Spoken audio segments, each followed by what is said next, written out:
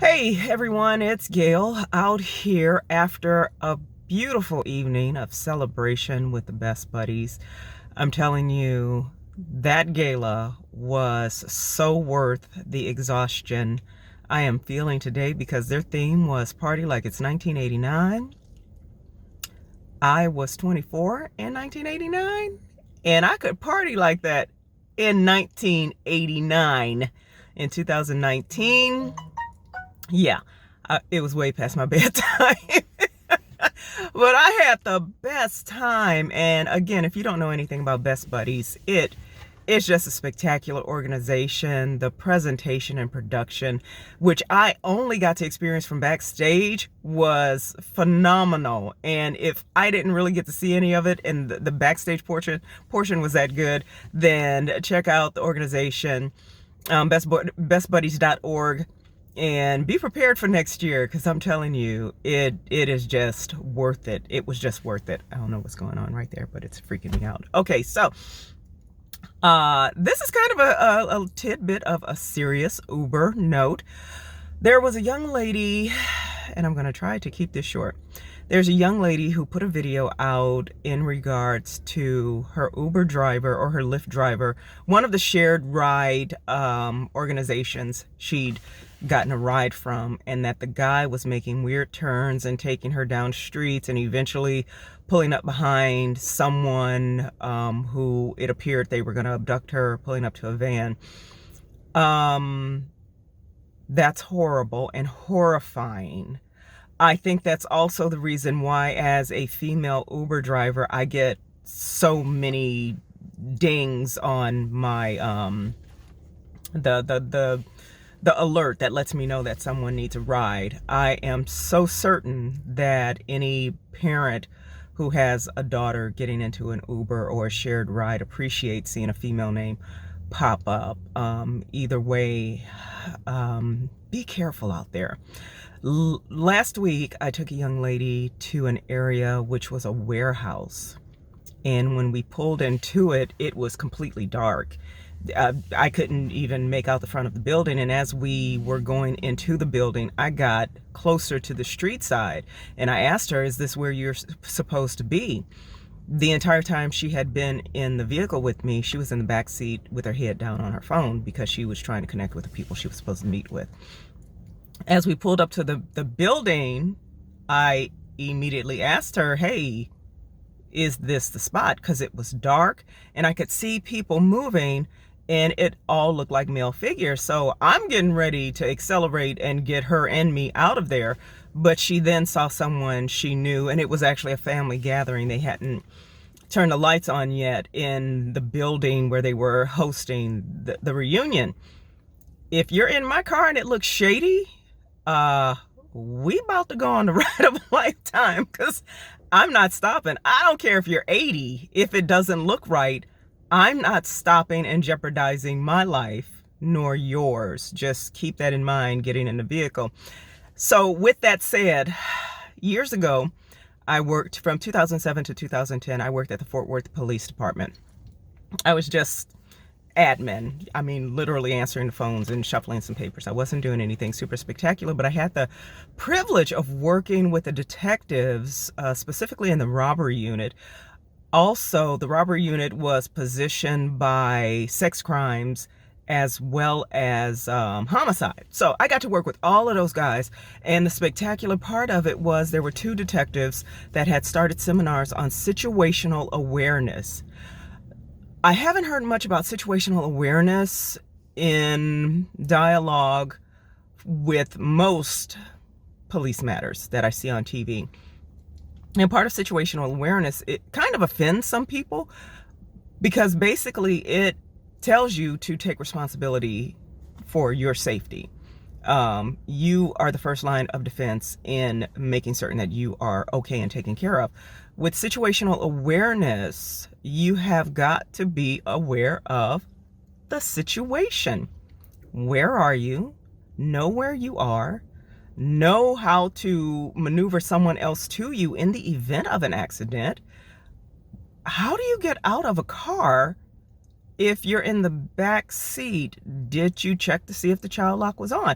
If you watch my very first Uber post, you know that I forgot to take the child lock off of my own car. I don't ride in the back seat. Now, I have no intentions of abducting anyone, but it freaked the passenger out, and it was a man, and he's like, I can't get out of this car. So, as a rider, be aware of the car you're getting into. And I posted earlier how someone had posted, and I shared their post of how to see if the child lock is on so you can get out of the car. I know you have to communicate with people, but you're getting in a car with a stranger. Get off your phone. Seriously. Understand the situation that you are in. Now, if you're a 5th degree black belt, do you? If you are, this is Texas, we got open carry. You strapped? Cool. If you strapped and you decide to harm me, you better be wearing a cape or have wings, because I'm not afraid to drive this Prius off of a bridge, and I'm not joking. My family is very concerned about me being out here, especially when I drive at night. Don't be concerned. I'm good. Understand, again, you're getting in a car with a stranger. Uber did the most basic background check on me. What do they know about me? Probably that my credit's jacked up because I'm going through some things. Seriously, it is. They know that about me. A criminal history, you can do a baseline check and get that information. But do you know what the infraction was? Is it a felony? Is it manslaughter? Was something taken off of the books? Who knows? They're not doing a psychological test. They don't know who's had a bad day and has decided, okay, today's the day I end it and I'm taking this person with me. They don't know that. But if you are aware, getting into that car, of some nonverbal cues, you can save yourself. When I get into an Uber, I never get in the back seat. If that joker is going to take some turns and I know it's not the correct turns, we got to fight. I have 2 phones. If you can see this one right here on my dashboard, I got 2 phones. And I have 2 phones mainly because the Uber GPS sometimes, I don't know if she's having a midlife crisis or what, but the Uber GPS sometimes does not take me in the direction that the rider knows I need to be going in. It'll get turned around, and next thing you know, I'm going away from their location. It seems shady. If you're in the front of the car, or if you're positioned in the rider seat on the rider side, in the back seat on the rider side, then you can see my phone on my dashboard, which I mount one there, and then I have this one.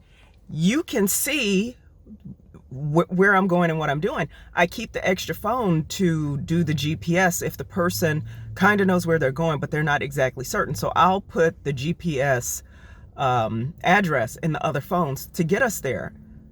But they can see what I'm doing, okay? So don't get in the car of a stranger. And most of us learned that at the age of 5, right? We learned that before kindergarten. And now, before pre-K. I have all types of snacks in the back of my car. I say help yourself. Most people won't touch it. They will not touch it because they don't know me. I'm not offended. It's there because I set my Uber ride up to be like either a moment in a lounge or just an elevator ride. We're not together for hours out of the day. Have a snack, read a book, whatever you do. But be aware of who you're with. I don't think anyone I've ridden with, well, several people, because there are many that'll hop in the front seat. Most of the people that get in the front seat are men. Most of the people that get in the front seat are men. Most of the women are in the back seat, head down on the phone. Now, those men that get in the back seat, head down on the phone, I say the same thing to you. Look up. Can you describe me to the police if something happens and I jump out of the car and run and leave and take my keys and leave you there? Can you describe me? there's a profile picture that goes with Uber. So, of course, they're going to be able to track me and know my face. But can you tell them what I was wearing that day? Can you tell them what kind of glasses I wear? Can you tell them that I'm wearing lipstick? Can you tell them the color of my eyes? I popped some contacts in. Can you say for sure that's the real color of my eyes? Who will they be looking for? Have we become so impersonal as a society that we don't, for at least 15 seconds, want to look in the face of a person just to be able to identify them as a human being? Okay? So, again, my heart goes out to the young woman. I have nieces and nephews and cousins and people I love that take Uber rides. And now being an Uber driver, I don't want anyone to get in my car scared or feeling like I'm a threat. I also don't want anyone getting in my car being so comfortable that they think I'm going to be 100% responsible for their safety. I'm checking you out to make sure I'm safe. This is selfish. Be selfish. Be selfish about it, because somebody loves you and they want you to get back to them alive. So, situational awareness, Google it, look it up. Take responsibility for your part.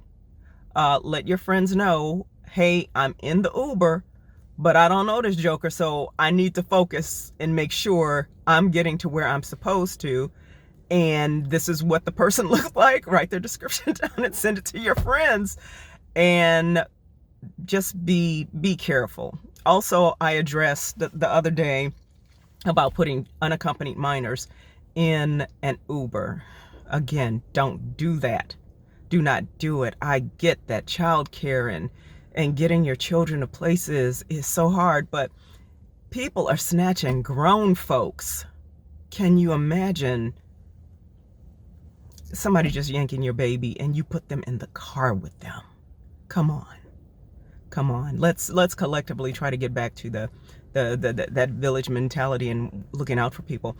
I was also informed that there is some organization, I haven't researched it yet, so I'm not concretely sure on who it is or where they are or the extent, but there's some type of transport service that's in the works to be able to transport unaccompanied minors. I thought that was the school bus, but I don't know, I don't have kids. So something is in the works, and God willing, it will work so that amount of stress can be alleviated from parents as well. So in the meantime, I'm Gail in the Uber, and a new thing that will be in the Ubers, I do have, you saw my little caddy in the back, go back and look at that video, I showed you the caddy. But I also have I'm not gonna reach back there, but if you can see it right here, this right here, that's a book. That is, oh God, oops, yep, I can reach it, there we go.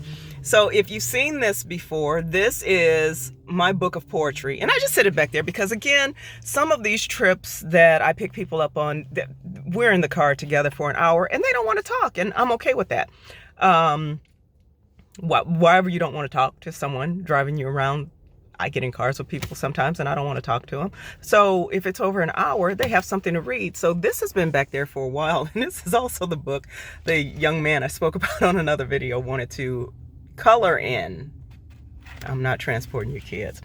So what I've done recently, I've gotten some author copies of my most latest work, The Accidental Blessing. I actually picked these up from the post office today, and The Intentional Application. So when people get in, they can read it, and if they want the copies, they can take them if they give me a review.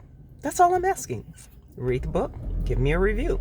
Because I write as a means of hoping to help someone with this transition I'm going through. I write my poetry just because I, write poetry sometimes.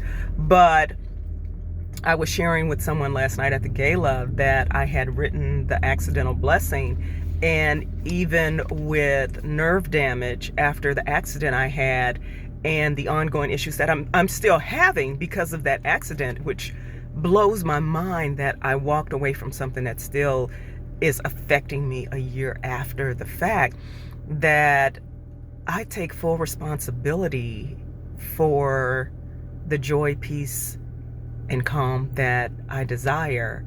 And by putting it in book form, I have a place to take every bit of agony and stress and anxiety, leave it there and get on with my life, because I personally don't like complaining all of the time. It causes wrinkles. Come on now. It causes wrinkles.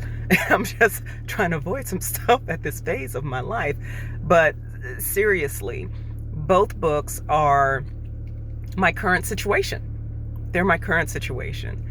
So if you want to really know how I started driving Uber, if you really want to know how I feel about the education system and all of how we were raised, being told to go to school, get an education, the military is an option for furthering your career, and you're fighting for the country, only to be in a situation where having degrees and certifications and having served the country and all of that combined, I can't find a job, nor can I move forward a business, nor can I get anyone to take me on as a consultant. And I have all of this stuff in the background, and I put it in the book form because this is healing for me. But I meet so many people along the way that are going through the exact same thing, who are so wound up, they're ready to end it all. And I can reassure you, if you hang in there, get quiet and allow yourself to find those answers organically, you're going to be okay. It's all part of the process. Trust me, it's all part of the process. So now I got to go out there and get these people that are leaving the Cowboys game, get some of them home, get some people to the airport, and just enjoy the rest of the day. Last night took it out of me. Again, I am not 24 anymore. Oh my God. But I had the best time. Best Buddies. Yay. And again, go check them out. bestbuddies.org. Hey, everyone, have a great day. Enjoy the rest of your Sunday, and I'll check in with you later.